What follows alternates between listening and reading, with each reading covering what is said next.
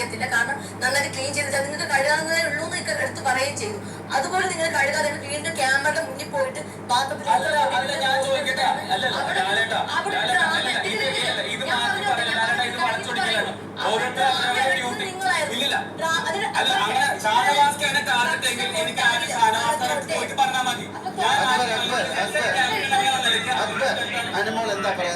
ഞാൻ പറയട്ടെ ഭക്ഷണം ഉണ്ടാക്കി തരത്തില്ല എന്ന് പറഞ്ഞിട്ട് ഇവരും ഈ അക്ബർ പോയി അവിടെ ഇരുന്നു. അക്ബർ ഈ പറഞ്ഞ നെവിനടുത്ത് പറഞ്ഞിട്ടുണ്ടായിരുന്നു, ആരിനോട് പറഞ്ഞു ഞങ്ങൾ ഭക്ഷണം ഉണ്ടാക്കി ആ പാത്രം കഴുകിയാലേ ഞങ്ങൾ ഭക്ഷണം ഉണ്ടാക്കുള്ളൂ എന്ന് പറഞ്ഞിട്ട് വാശി പുറത്ത് അവിടെ പോയി ഇരിക്കായിരുന്നു.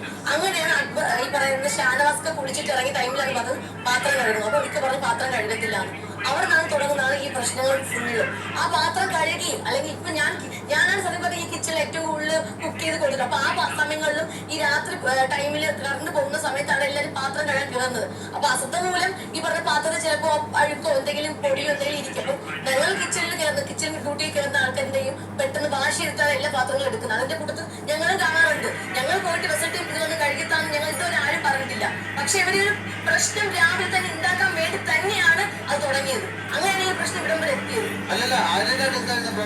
ആരിനായിട്ടുള്ള പ്രശ്നം എന്ന് പറഞ്ഞാല് ഞാൻ നോക്കുന്നുണ്ട്, ഈ ഇക്ക വന്നിട്ട് ഇങ്ങനെ തലേ കാട്ടുന്ന സമയത്ത് ഇവരെല്ലാരും ചിരിക്കുന്നുണ്ട്. ആര് ഭയങ്കര ചിരിയായിരുന്നു. അപ്പൊ പെട്ടെന്ന് ചിരിച്ചോണ്ട് നിന്ന ആള് പെട്ടെന്ന് ഇക്ക വന്നിട്ട് ഇങ്ങനെ പിടിക്കാൻ വേണ്ടി ഞാൻ തുടരുന്നെന്ന് പറഞ്ഞു. അപ്പൊ എന്റെ കയ്യിൽ ഇങ്ങനെ തട്ടി എറിഞ്ഞു. അതാണ് അവിടെ ഉണ്ടായ സംഭവം. ഒരാൾ താഴെ കിടക്കുമ്പോൾ ഫസ്റ്റ് നമുക്ക് ഇനീഷ്യൽ റിയാക്ഷൻ കിട്ടിയത് ചിലപ്പോൾ അത് ഡ്രാമയാവും എന്താവും എനിക്ക് അറിയില്ല. അപ്പൊ ഞാൻ ആ ഫ്ലോർ ഫസ്റ്റ് ചിരിച്ചുപോയി. അത് ഞാൻ തെറ്റാണ് ഞാൻ വിചാരിക്കുന്നു, കറക്റ്റാണ്, ഞാൻ ചിരിച്ചുപോയി.